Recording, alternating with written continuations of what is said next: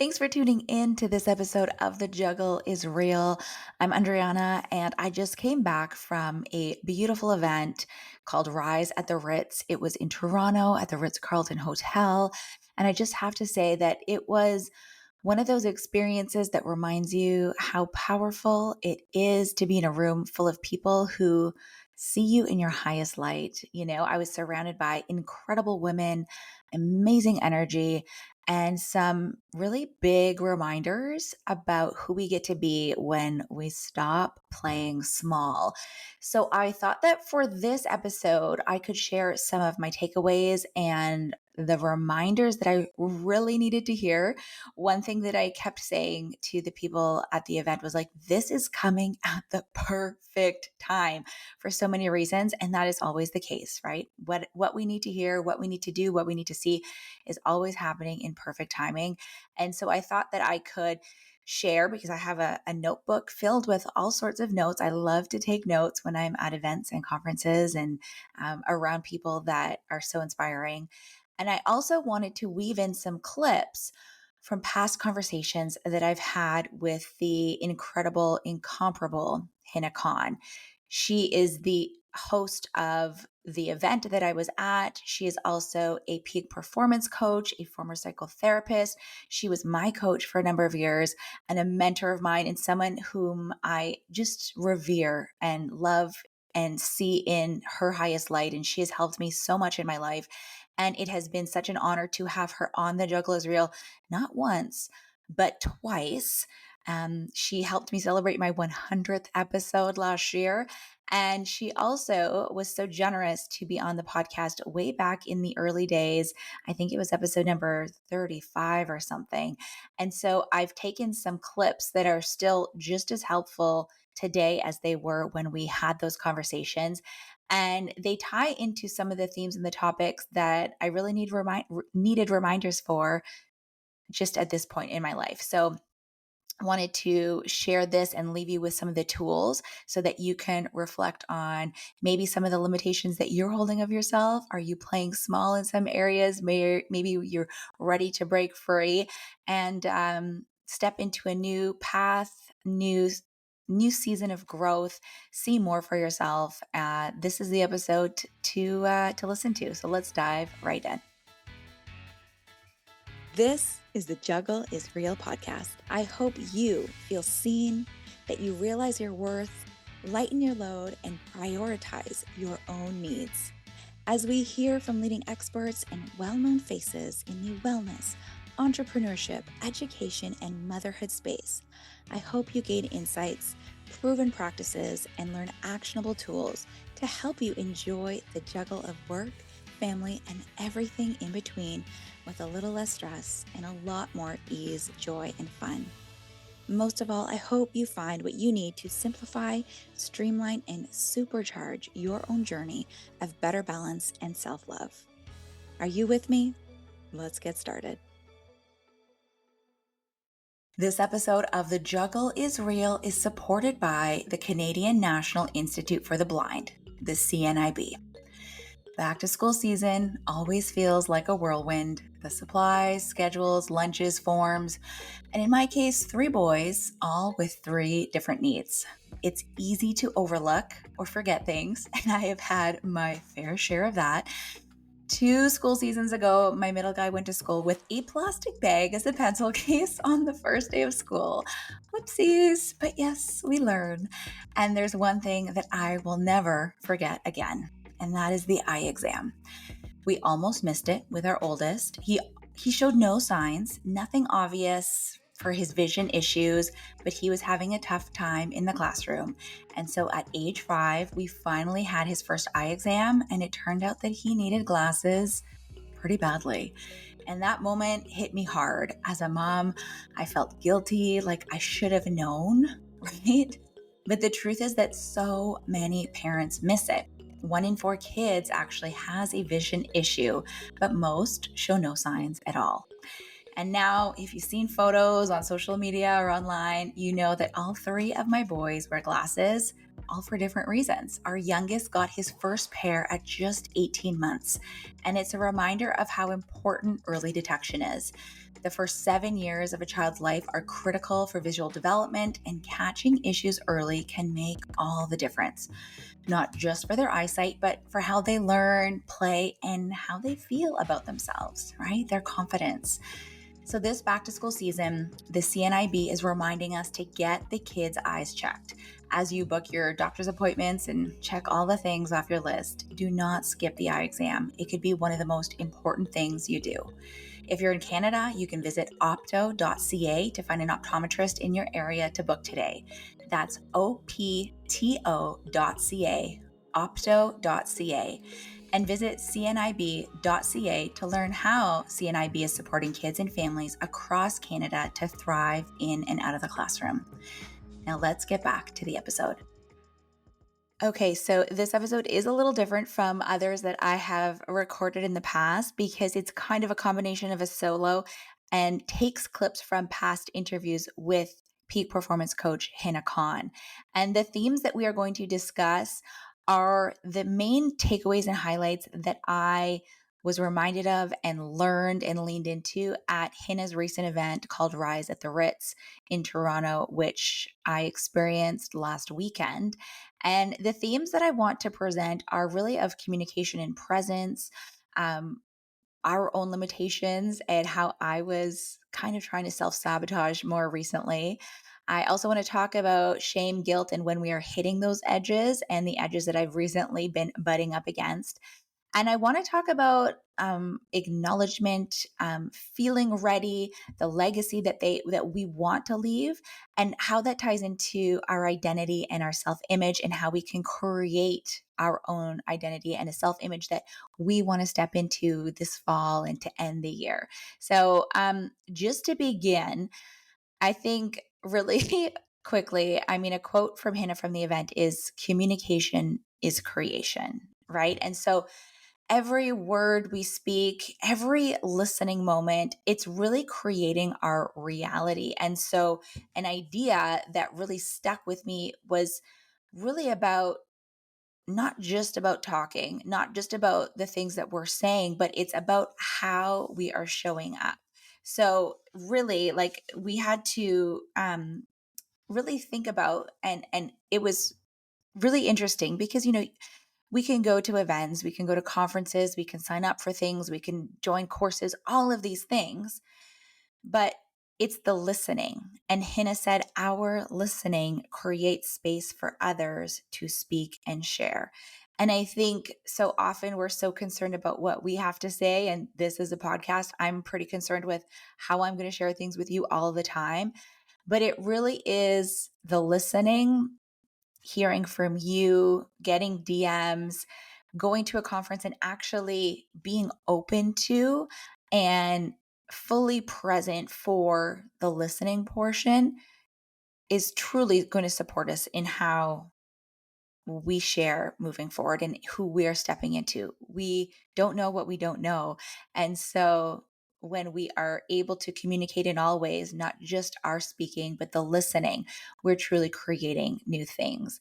And so, um, just something that we can reflect on here is like, where in our lives can we listen more deeply to create more space for others? And the event opened up on Hina reading. Um, it was a passage from an essay or a short story that many of us have probably heard before, but it was an older person stepping into their younger body for just the day. And it can bring me to tears just thinking about it. And she opened the event by reading this passage. And so for a person who, say, in their 80s or 90s, and they just had the experience of waking up in their 38-year-old body just for a day. And I'm crying already. Oh my gosh. And I was crying at the event. I don't think there was one dry eye there. I was like, I did my makeup for this. Like, what's happening?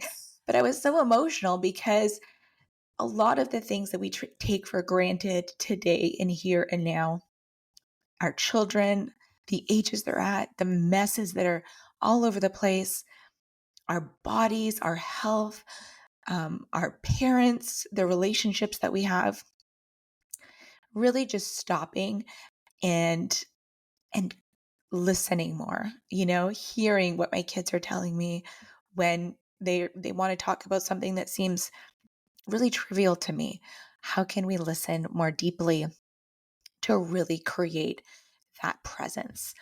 So that was something that got me really, and still clearly still is resonating.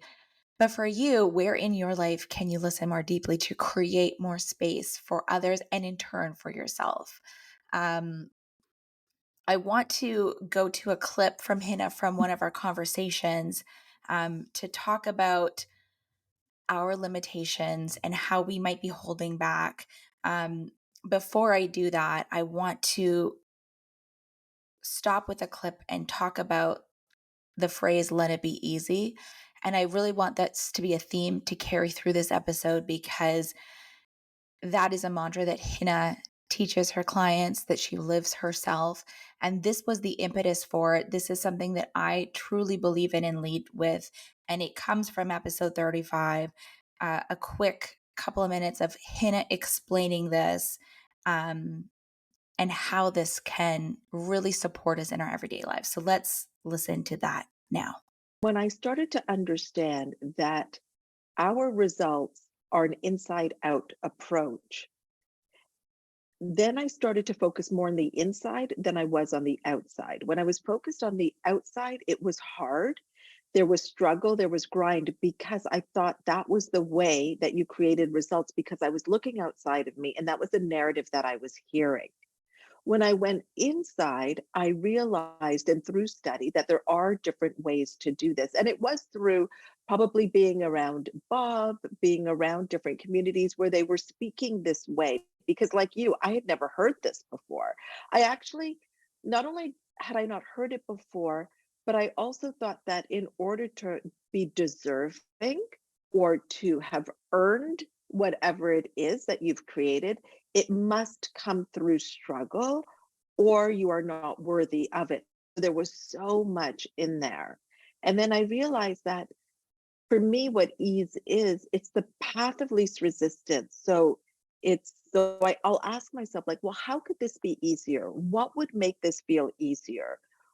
And when I can move away from the resistance, that's when things feel easy. So sometimes I think people think that I'm talking about not doing. Doing is very important. We want to get things done, but the doing is going to come from the being. And I choose to let it be easy and have the doing come from that. So simple, but so powerful. And this is why I want to get into our own limitations and how we can create obstacles for ourselves and maybe self sabotage. And oftentimes it's not even conscious. We don't even know we're doing it. And I was so grateful to catch myself just recently in the ways that I was trying to sabotage what's happening for me in my life right now. Because I've been sharing the last few episodes that we've gone through this process of selling our house and soon we'll be moving into a new house. And this has been a goal of mine for many years. And I found myself throughout this process really having a lot of resistance to it and a lot of negativity. I didn't want to speak about it in like positive light. I was talking a lot of the features of the house down to my husband. Whenever he would bring something up, I would have a very quick response of, all of the things that needed to be done and putting just a negative twist on everything. And what I learned is that, and I caught myself because thanks to, Hina's teachings, and thanks to some incredible books that we've read, is that truly I was hitting an edge and I was so used to feeling comfortable in the space that I'm in now that as even though I've been literally journaling about this, doing visualizations, seeing myself in my dream home, that when it actually came to me, I was having a hard time receiving it. And I knew that I wanted it, but I was having a hard time actually releasing that control and giving into the receiving portion of actually realizing one of my goals. So I want to play a clip now, and it really plays into the obstacles that we sometimes create for ourselves to achieve our goals. maybe sometimes it's not even knowing what we want and why some people fail, when we reach that process and when we reach that area where we're like, no, we want to grow, we want to realize our goals, whatever those goals might be. What happens when we actually get close to them? So here is a clip on that.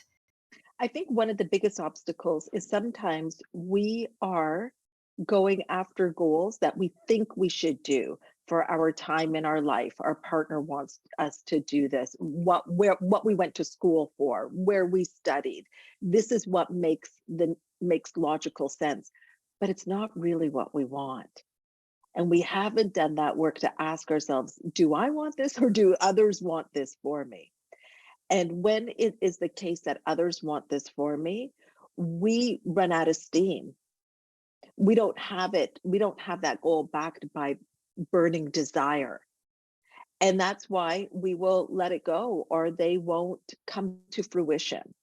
So I think the biggest obstacle is that we're not going after what we want. And that is probably because we don't know what we want, because we've never sat down and asked ourselves, what do I really want from a place of if anything is possible? What do I really want? Sometimes we don't realize our goals because we're actually scared to succeed. Mhm. We're scared to have what we desire because we're so addicted to the wanting of what we desire. And this is something I was talking about today on our morning call, is that we are used to wanting, but not having. And sometimes when we get close, like we could be so close, it could just be around the corner, it could be hours away, it could be happening. But that's when the intensity may come, and that's when we drop it. And it will seem very logical why we do, because we will use rational reasons to talk ourselves out of it. But I think sometimes it's because we're very close to having what we want and we don't know if we can bear that. This is something Gay Hendricks calls the upper limit problem. When we've kind of reached this invisible barrier of how much good we're available for. And we think, can I really have it better? And then if I have it, will I be able to keep it? I don't want to be disappointed. So better to just be disappointed right now without the full experience of it than go through it. It's kind of like when you're in that relationship and you want to break up first because you feel like it may not work. So you would just rather I'll just do the breaking up right now. So you break up with your goal. Something that Hina took us through at the event was through Stephen Bartlett's teachings and looking at some studies that were done on ants. And you might be familiar with this, but essentially, um, scientists drew a circle, and they put an ant in the middle of the circle. And there weren't actually even lines, it was literally a drawn circle. But the ant would not go across the line, would not leave their circle. And it truly speaks to ourselves and the self-imposed limits that we create for ourselves and the invisible lines, the stories that we repeat, the comfort zones that we live in, um, and that keeps us small. And that is that circle of limitations that most of the time we unconsciously stay in our whole lives. And the magic, and this is what Hina says, the magic is always outside the circle. That's where growth, possibility, and expansion lives.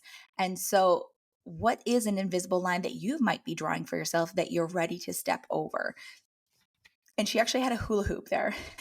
She had an actual hula hoop, and it had lights in it. I don't know that that was intentional, but it was like, what is something that we are imposing on ourselves that is not real, And so there have been a lot of limitations that I have drawn these, invisible lines in the sand for myself, and it wasn't until I realized, like, why am I playing small in this space, or why am I holding myself back, that I wasn't able to get over that. And so I want to share another clip from these episodes talking about our identity and our judgments and how we can actually see what those self-imposed limits might be. Like what actually might we be holding ourselves back from that isn't even true. And so Hannah's going to walk you through how we can recognize it and move through it because um, a really great delineation that was made at the event is shame is about who you are and guilt is about what you do, and how people's reactions often show their own edges and not yours. And so the real question becomes, what's your edge? And then are you willing to meet it? So I'm going to share a few clips now from Hina that's going to support us in tapping into crossing over, and when we're hitting that edge, how we can move past it. One of my coaches, Steve Hardison, had said that the life that we desire is underneath our judgments. I think that's really true. And it's the judgments we have on others, it's the judgments that we have on ourselves. Part of your identity was that it was not okay to step out, have the limelight, have the spotlight.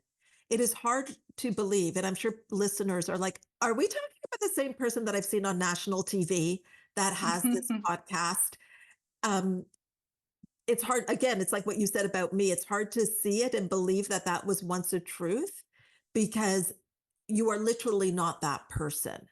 And when we talk about self image, it's not necessarily about adding things. It's actually more about releasing things that do not work for you. You see, the Juggle is Real podcast could not happen with the belief that it is not safe to be in the spotlight, with the belief that if I shine, I take away light from others. Those two couldn't exist. So it's always self image first because you cannot outperform your self image. And in our work, it's like we even become aware of these thoughts. We may not have even been aware of it. They're usually on autopilot, they're unconscious. But it's through the work and through the calls every single day on these rise calls that we then become aware of it. And that's when we start to change it. And then we have to ask ourselves, what do we want? So I went through the same process that you went through. As you said, I can't take my clients further than I have gone. And there were beliefs that I had to literally shed. I had to shed it because I couldn't hold that belief and have the relationships that I wanted. I couldn't hold that belief and have the lifestyle that I wanted. I couldn't hold that belief and have the wealth that I wanted. I couldn't hold that belief and serve the amount of clients that I'm serving. So it always starts with that. And those beliefs are part of our identity. So as you shed that belief, well, then it opened up to, okay, if I don't believe that me shining will diminish light for others or take away from others, what do I want to believe? Well, what if me shining actually shines light on others because they get to see their light? It creates more and more light. Okay, then what do I want to do? I want to serve by reaching more people. What would that be like? Oh, well, if I was on TV, I could reach way more people than I could possibly in a day. So there's one way. What's another way? It could be through a podcast. So all of these things, Andryanna, um, is the way that we start to shape our new identity when we realize beliefs that are not serving us. And the way to do that is first ask yourself, what would you love? Because when you ask yourself what you would love and what you would prefer or what you want to create, what your goals are, then anything that's not in harmony with that is going to show up. So you started to have inklings like, I want to do more. I want to be more. I want to be, and I want to have more of a presence. That was something that you would love. So anything that's not a match to that is going to show up. And that's why those beliefs showed up, which is such a blessing because then you could release them. Hannah truly is a master of supporting our self image and helping us to create an identity of who we truly want to be and what we would love to do. And like you heard, when we're asking ourselves, what do I want? When we are um, looking into, you know, those judgments that we hold, we can release them to move forward and step into an identity that truly is the person that we want to be. And I'm not saying it's an easy thing to do, but it is fairly simple. And so the last thing that I just wanted to talk about is really that acknowledgement, and the resistance we might hold for a multitude of reasons, and then just, touching on that legacy piece, because we're often blocking that flow and that alignment when we are resisting, when we're, at the edge of our circle, and we don't take that step forward. We want to stay in our comfort zone. We want to stay safe, and our sweet little brains are trying to keep us in this safe space when we know that we are meant for more, and it creates this resistance and resentfulness, and these emotions that are all bottled up inside of us.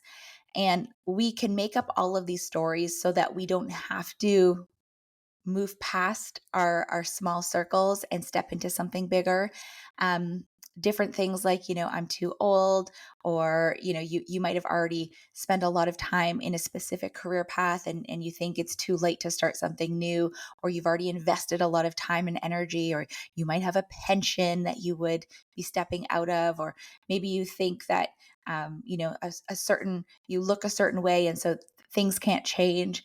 And one thing that Hina says that is so incredible is that your history qualifies you.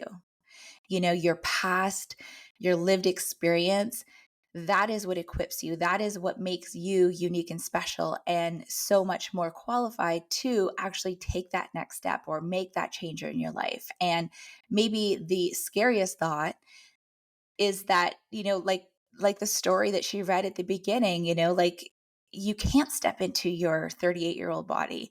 You can get to the end of your life, and you can realize that you didn't take that chance, that you didn't bet on yourself, that you played small, that you never got to see what else was out there because you were too busy making up stories for yourself that weren't even true. And so, um, not living in fear was a huge theme for the day.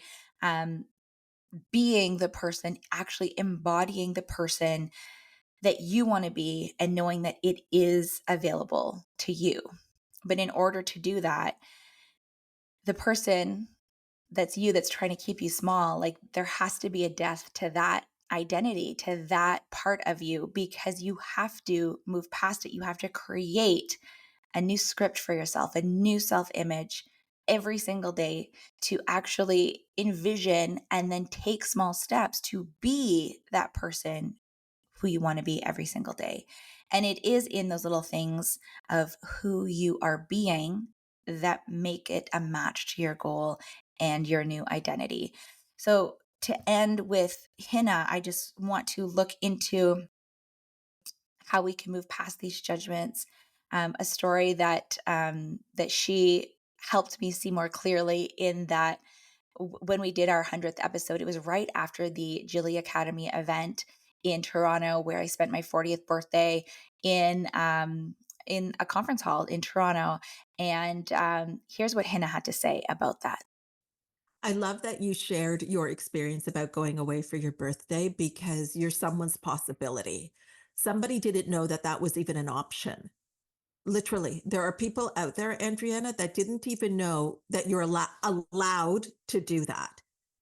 You mean you can choose for yourself, but and you have children and young children, and you've got a partner, and you can choose for yourself to make a different decision that fulfills you. Did not even know that was in the realm of possibility once you entered motherhood, especially for many people. So, what happens when you do something like that is you give other people unconscious permission to do the same. The other thing that happens is other people, our own judgments and biases come up as we hear information like that. And it's such a beautiful thing if we don't get entrenched in having to defend it and can be like, why am I so triggered by this person who maybe I know or don't even know going away for their birthday? Like, what is coming up for me? So I'm so happy that you did that and you shared that. One of the things that I remember that Dr. Gabor Mate said, which was stopped me in my tracks, slap in the face, was the greatest gift you can give your children is your own happiness. The greatest gift you can give your own children is your own happiness. That if I could get something tattooed, that would be it. That has made such a difference in my life because from that moment, I made my well-being my top priority. And I would be remiss if I did not share a clip from Hina on gratitude, because I do feel that while we are striving for more, while we are wanting to step out and see growth, it is extremely important that we stay so grateful and actually receive and have what is around us here and now. And so here is a clip on gratitude from Hina. Gratitude for what you have right now and have the experience of having. Like, give yourself the time to make the have list of the things that you have, because what we do is we skim by it so quickly that we have realized a goal, but we don't actually have the experience of the goal before we're on to the next thing. And then where we are is in the gap from where we are to where we want to be. That is what we are noticing. When we can create a habit of noticing having, we will automatically start having more and drawing it to us, because just like with everything, what happens when you appreciate something is it grows. When we appreciate what we have, we will have more. When we will notice it, we will see it, it will become something that will be part of the way that we observe the world. We will observe the world from a place of having. And when we receive more and attract more, it's just about it getting better and better and better. It's not because there is lack within you and that this is going to fill the lack. But that can only happen if you start where you are. So it can literally be, your listeners that are listening right now could look around. Maybe they're on a walk. Look at the trees. Look at your physical environment. Maybe you're in a room. Look at all the things that you have. Take it in for a moment. Maybe you're in your kitchen. Look at your dishes. Look at your cutlery. You have so much. And that's not to sway you from wanting more. I'm all about wanting more. It's our natural desire. But you will have more in an easier way if we talk about let it be easy by recognizing what you have. I'm going to wrap up now. I'm so happy that I got to kind of share a little bit from the event and also share some of these clips from past episodes, but you can certainly go back and listen to each of them in full. But I do want to ask you a question, and that question for you is, what's the circle that you're ready to step outside of? And who are you choosing to become, one action at a time? And if you have time now, I would love for you to take a few moments, jot down some notes, envision that person, envision that scenario, envision that situation that you are ready to grow into. And I want you to do that every single day this week, thinking about her and being her and making decisions from the place of the person who is being her. And what are those choices that she is making today and every single day? One of the things that we say that comes from Price Pritchett is that absence of evidence is not evidence of absence. All those years where it felt like it wasn't working was not evidence that it wasn't working. We talk about growth happening in the dark. So sometimes when you're in the valley, I would say, don't mistake that don't give meaning to it that, oh, it's not working or it's not for me. You've got the whole universe that is conspiring to give you exactly what you want and more. Our job is to hold the faith and the feeling of it already being done. So I'm so grateful. Thank you so much for tuning into this episode. If you are interested in learning more about Hina's programs, her exceptional coaching, and how you can learn more about her community, I do have some links in the notes for this podcast episode. I encourage you to check her out. follow her on social media. She is on national Canadian broadcasts and even in the States often. So definitely keep an eye out and reach out to her and her team if you're interested in fully stepping into your power. And if you enjoyed this episode, please send me a DM on Instagram. Let me know. Share some of your reflections, perhaps. You can find me at Andryanna G. That's ANDRYANNAG. And please rate it, write me a review, share it with a friend who is ready to step into their next level as well. And I cannot wait to see you back here. Make sure that you are subscribed so we can tune in next week for a whole new episode of The Juggle is Real. And until then, take good care.